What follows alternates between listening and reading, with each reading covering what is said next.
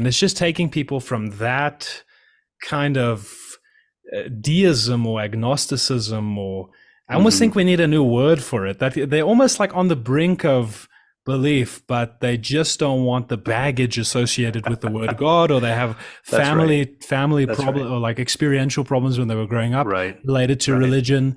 But I find that Gen Z is very hungry for religion, and I think our approach needs to be different as well. You almost need to make them more curious. You need to go deeper. Bishop Barron recently had this great sermon where he said, "Let Christianity be weird."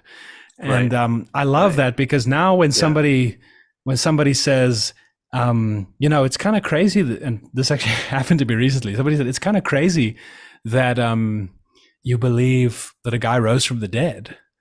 And I said, really? Only kind of crazy? I think it's insane. I think it's nuts. And then when they hear that and they see you're sincere, they kind of conclude, okay, well, you're self-aware. You're not a lunatic. So clearly you've thought about this. Let me go deeper with you. And then you actually can have a conversation. But if you get defensive and, dare I say, apologetic, you might miss out on that opportunity to kind of shock the person into curiosity.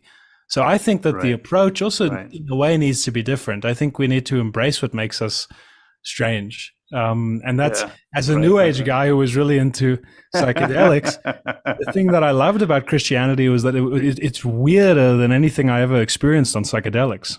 Far stranger. I imagine so. Because you can be sober and read it, and you don't have to be on. And it matters. It really matters, right? Yeah. It really matters. It matters in a way that I imagine, the sort of. So a lot of the new age spirituality stuff in the end is often so inward looking, right? That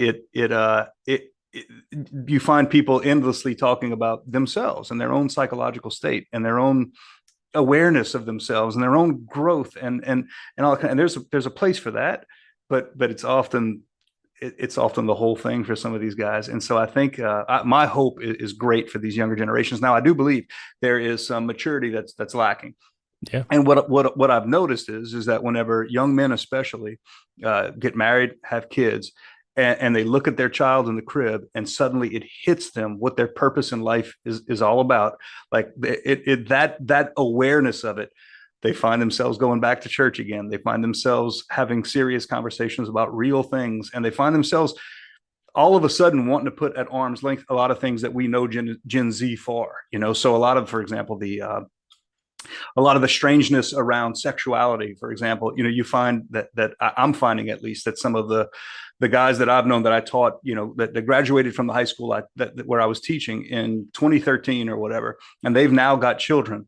They're finding themselves saying, "Wow!" And not that they're all saying, "Oh, Father Brown, you were right. Everything you said was right." Not that at all, or not. I won't say that at all. But they recognize in it something where they're like, you know what? I'm not going to just write this off, because it seems like the alternative to what I definitely have come to recognize as kind of crazy, the craziness of the current generation. So that's why I say that maturity is what's lacking.